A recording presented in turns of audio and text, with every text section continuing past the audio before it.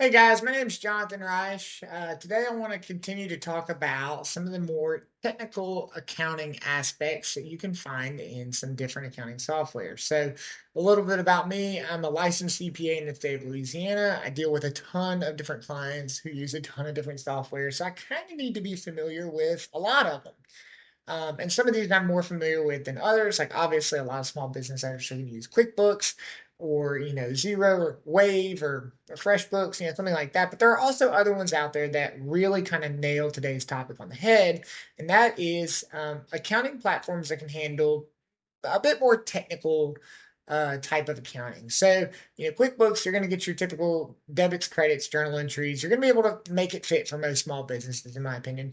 But there are just certain limitations that are built into the software because the software was really meant for small business owners and not accountants to be able to like really truly take a hold of the reins and do their job.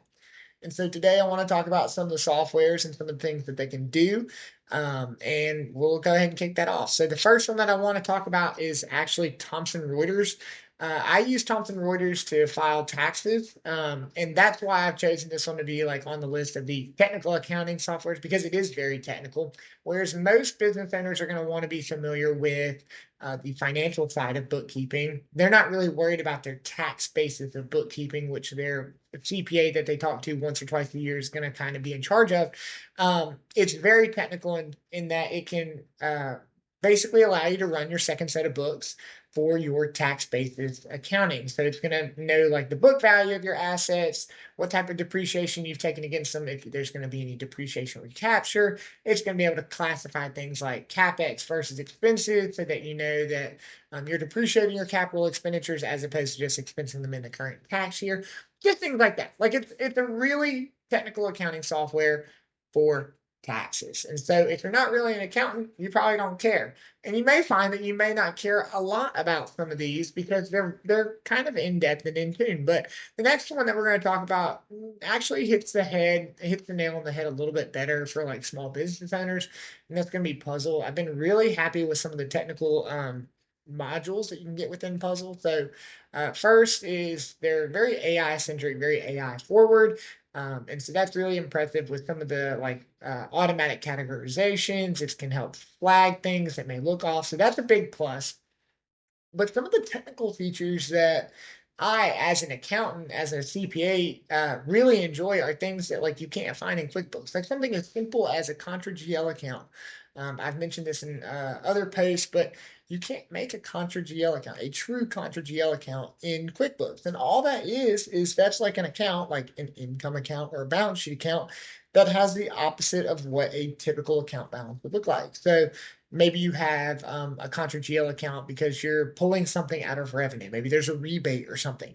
And so when you're displaying your profit and loss, it'll say $1 million this year. And then underneath it, the Contra GL account would show a balance of like negative 30,000 for rebates or something of that nature.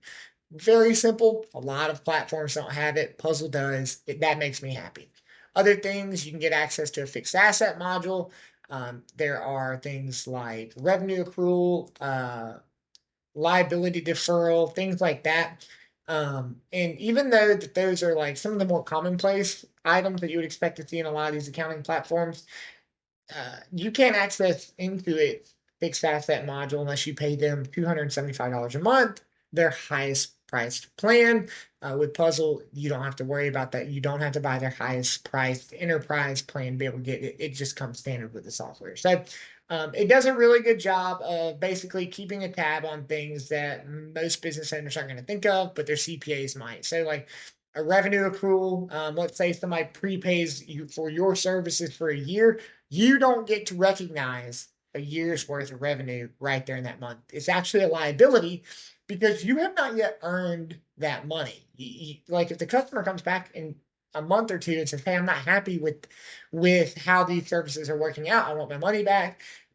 It's really truly not earned. It's theirs, and that needs to come off of your balance sheet, out of revenue, and you need to pay them back what's owed if you have that type of contract in place. Like just little things that like business owners may not even realize that they're missing that are super important to someone like me who wants to get into the nitty gritty and make sure that everything is GAP compliant.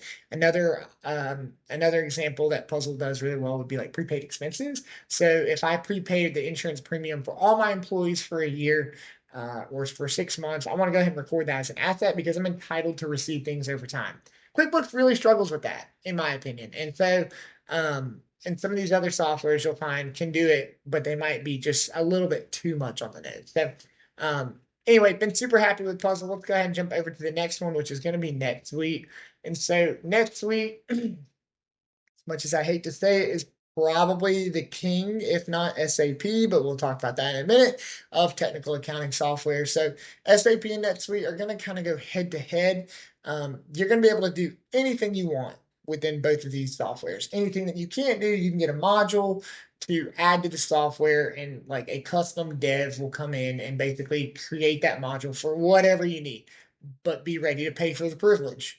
It's going to cost a ton. And then the other thing that I always warn my small business clients about is it's probably overkill for what you need. You need to be bringing in tens and tens of millions of dollars a year. You need to have a team of accountants, not bookkeepers, not someone's granny who's looking for a part-time gig. I'm talking people with degrees who have years of experience in order to really get the most out of NetSuite. But you can track things across location, classifications, if it's indirect, direct. You can apply it across different geographic centers. Like, you can get nitty gritty and drill down as much as you want. You can run different types of accounting. You can do accrual, you can do cash, you can do tax basis, whatever your heart desires. NetSuite will take care of you.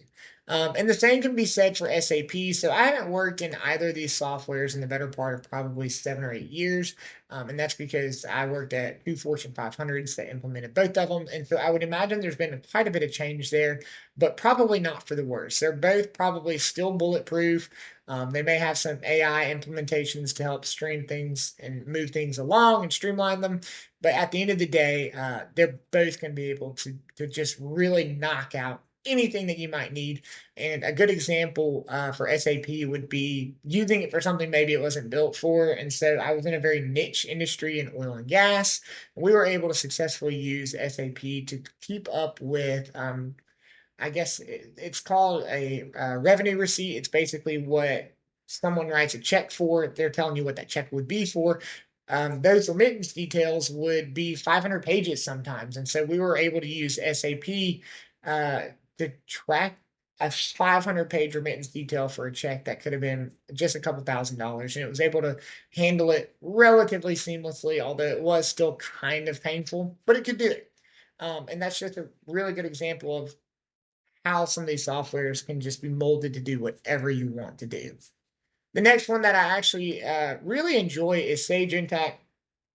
Sage Intacct, I think, does a good job, like Puzzle, of walking that middle ground. And the reason I say that is Sage is extremely technical. It's very similar to NetSuite and Oracle without the high price tag and without that high barrier to entry. So Sage, I would still really recommend you to be just making, at least 20 or $30 million a year, and have a small team of accountants in there who kind of understand what is going on. But Sage is really good in that you can do the same thing you can do in NetSuite, use all kinds of different accounting varieties, accrual, cash, tax basis.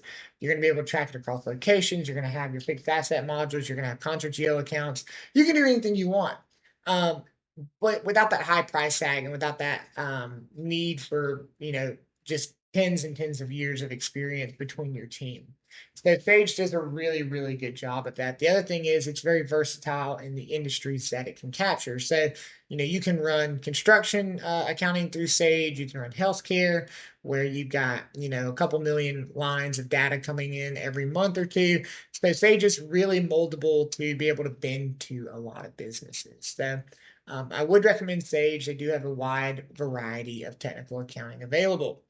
All right, the last one I want to talk about is one that I kind of love to beat up on, but it does work as long as you're willing to pay a high price for it. So QuickBooks does lack some of those technical accounting features. Like I said, Contra account, super simple. It doesn't have it. You can get access to a fixed asset module, but you're going to need to pay $275 a month for. Pretty pricey whenever you can get Sage for not much more. It just kind of depends on where your business is. So that's something you need to weigh the pros and cons on. But there's a reason that QuickBooks hangs around. It's because it can do a lot of things. If it's implemented correctly, you can use things as a crutch and do manual journal entries or imports or uploads and do your technical accounting in an Excel spreadsheet and then have that spreadsheet spit out a journal entry and upload that into QuickBooks. I would say as a standalone, it really lacks in the technical accounting aspect, but it's possible to use it. And a lot of people do because they're familiar with the platform. They understand how the simple things work, how the invoicing, how the expenses, how the bills all work. And so they say, I'd rather stay in my comfort zone and use this platform and kind of find a workaround to where I can do some of these more technical features. Uh, and they do, and so it works for that. But really, you need to consider what you're giving up in order to stay within that ecosystem. I would typically recommend, especially if you're going to pay $275 a month plus any bill pay features, which might be another $50 or $75 a month. At that point, you're paying $350 to $400. You throw in a little payroll module in there, you're going to be paying $500 a month for your accounting platform very quickly. And at that point, you should say, is it worth it? Should I, at least consider Puzzle or Sage or maybe not NetSuite or Oracle unless like you just have had explosive growth. But you need to consider what's worth your time and if you want to continue to do those workarounds. So QuickBooks is an option. It does have some of those features, but for my technical accounting needs, I'm definitely going to lean towards Puzzle or Sage. They have the right price point. They have some of those more in-depth features that we've talked about today, and they're user intuitive. They're relatively affordable.